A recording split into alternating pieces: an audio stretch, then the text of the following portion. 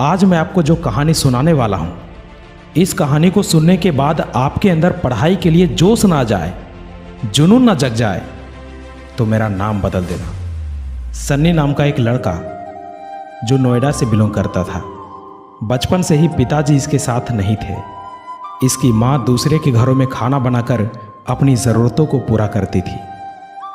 पिताजी का सपोर्ट ना होने की वजह से इसके चाचा जी पिता के समान इनकी सारी जिम्मेदारियों को उठाए हुए थे।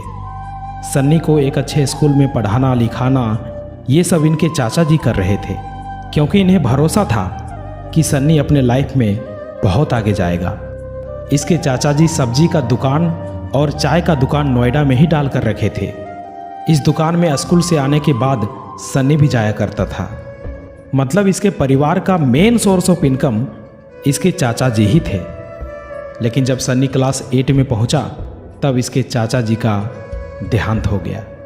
एक तो बचपन से ही पिताजी का साया नहीं था, और अब चाचा जी जो पिता के समान पूरे घर की जिम्मेदारी को उठाए हुए थे, वो भी अब इस दुनिया में नहीं रहे। अब घर की सारी जिम्मेदारी सन्नी और उसके बड़े भाई के ऊपर आ गया था। बड़े भाई ने कहा, भाई तू पढ़, मैं सारा कुछ संभाल लूँगा। सन्नी दिन भर स्कूल में रहता था और उसके बड़े भाई सब्जी के दुकान पर।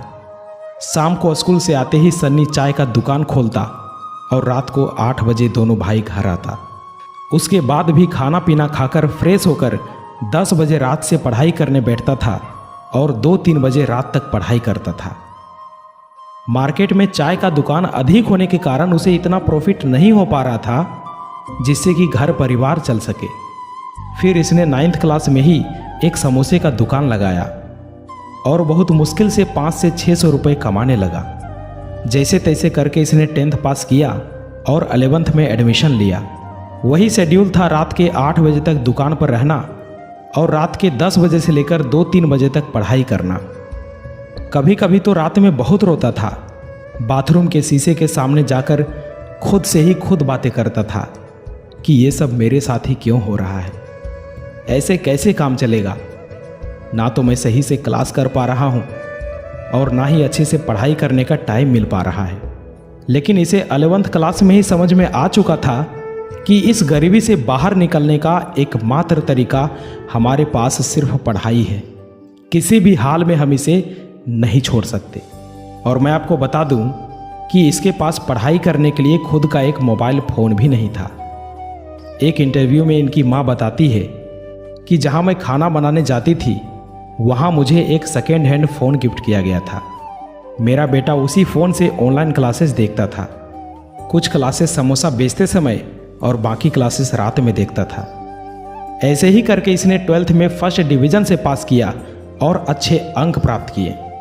और जो सम्मानित राशि 2100 रुपये मिले थे, उस राशि से इसने 1700 रुपये का वायरलेस हेडफोन खरीदा ताकि समोसा बेचते समय भी खाली टाइम में अच्छे से लेक्चर देख सके। 12th के बाद इसने 1 साल का ड्रॉप लेकर नीट 2024 का प्रिपरेशन PW के यकीन बैच से शुरू किया।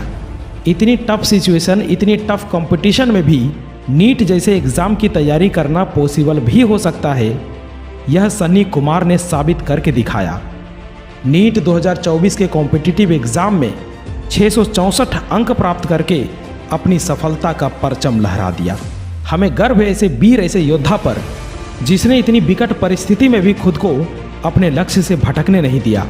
लोगों के पास सारे सुख सुविधा होने के बावजूद भी बहाने बनाते फिरते हैं कि मेरे पास ये नहीं है, वो नहीं है। इसके पास तो ऐसा कुछ भी नहीं था। भाई जब ये कर सकता है तो आप क्यों नहीं? सो गए हो तो उठो, हार गए हो तो फिर से प्रयास करो, और जब तक सफलता ना मिले तब तक हार कर मत बैठो। ऐसे ही मोटिवेशनल कंटेंट के लिए हमारे चैनल को सब्सक्राइब ज़रूर करें। मैं मिलता हूं आपसे अगली वीडियो में। तब तक के लिए जय हिंद, जय भारत।